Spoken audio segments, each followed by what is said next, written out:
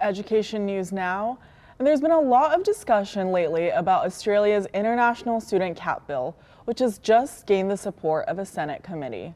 The bill is set to impose new restrictions on the number of international students coming to Australia, a move that could significantly impact universities and the higher education sector. For more on this, we go live to our reporter, Wynn, who's been following the story closely. When we've heard that the Senate committee has backed the controversial International Student Cap Bill, but it came with a recommendation. Can you tell us what that recommendation is and what the latest developments are? Yes. On Wednesday, the Senate committee threw its support behind the International Student Cap Bill, but they also made important recommendation as well. The committee suggests that while the cap on the student number should stay, the minister should no longer have the power to limit which courses university and TAFE can offer to the international student. They also recommended that the education provider, ESOS agency, and the immigration minister be consulted before any new cuts are introduced. This will give the university more control over the course offering. Wynn, for our viewers who might not be familiar, what exactly is this student cap bill about? How would it affect universities and international students? Yeah, great question.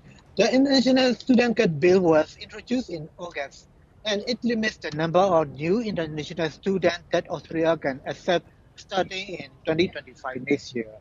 This cap is set to 270,000 new enrollment. And this is how the Education Minister introduced the bill last month. There'll be more in our universities and there'll be fewer in our private vocational providers. Students are back, but so are the shonks, people that are seeking to exploit this industry to make a quick buck. Australia has long been a popular destination for international students. So how might this cap affect current student numbers, and what might be the broader impact on the economy, Wynn? Oh, that's right. Australia currently hosts over 600,000 international students. If this cap takes effect, it could reduce the number of students entering the country, particularly impacting on the university that rely heavily on the international tuition fees. And for the student, it might mean more competition for the sport. And for the economy, fewer international students could mean fewer skilled migrants staying in Australia after the graduation. As we've heard, Australia's position in global higher education rankings has slid in recent months. Could this policy affect the competitiveness of Australian universities internationally, Wynn? Yes, sure. This is a very timely question, as we are already seeing the warning sign in global ranking.